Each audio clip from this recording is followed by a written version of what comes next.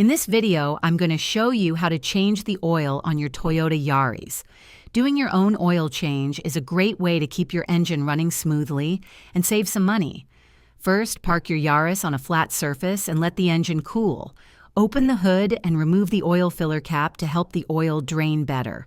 Next, crawl under the car and find the oil drain plug on the oil pan. Place a drain pan underneath, then loosen the plug with a wrench and let the old oil drain completely.